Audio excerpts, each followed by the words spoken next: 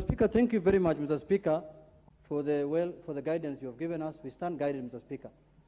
Having said, Mr. Speaker, that Mr. Speaker, as the whip of the minority, Mr. Speaker, and we have in this House, we have no one else to address other than the Speaker, Mr. Speaker, and that's the rule. Mr. Speaker, the issue you have just raised is a very weighty matter, Mr. Speaker, with the minority side.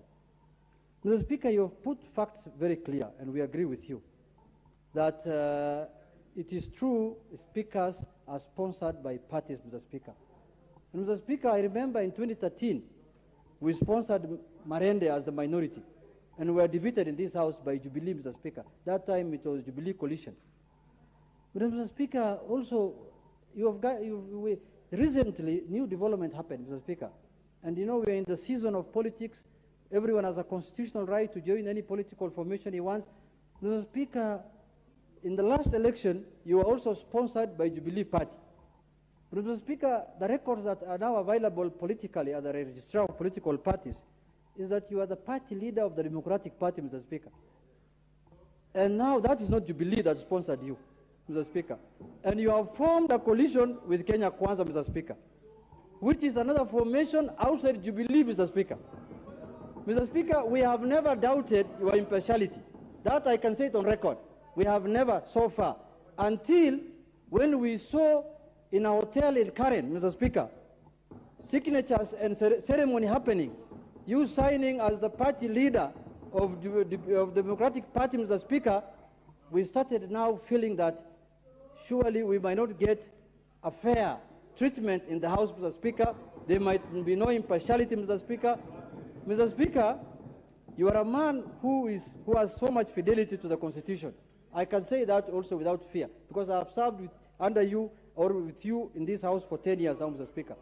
Mr. Speaker, issues that are raised here in this House, Mr. Speaker, are issues that anywhere, you cannot raise it anywhere else, Mr. Speaker. We cannot speak in burials, in funerals, in rallies, Mr. Speaker. Mr. Speaker, the issues raised by Honorable Otiende Omolo, Mr. Speaker, as you have captured them well, Mr. Speaker, are issues that are going to affect us for the remaining period of this House, Mr. Speaker.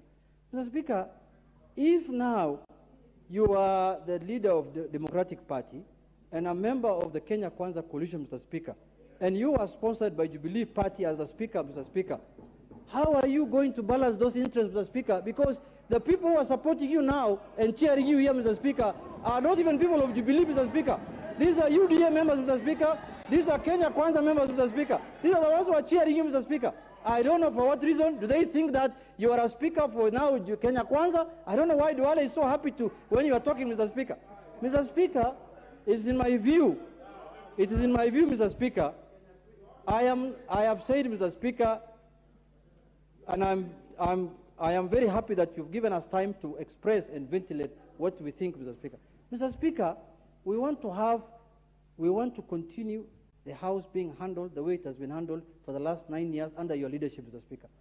We are only worried that going forward now, Mr. Speaker, now that the political dynamics have changed, Honorable Fatuma Geti has raised weighty issues, as Honorable Otiende has said, that can lead even to the impeachment of the Deputy President, Mr. Speaker, if they are proved the allegations to be true, Mr. Speaker.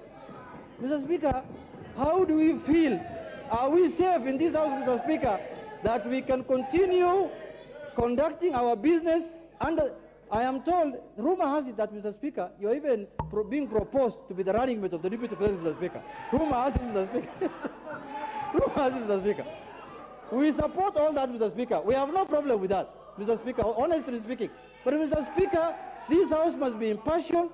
This House must be conducted, and you are the custodian of the standing orders, Mr. Speaker.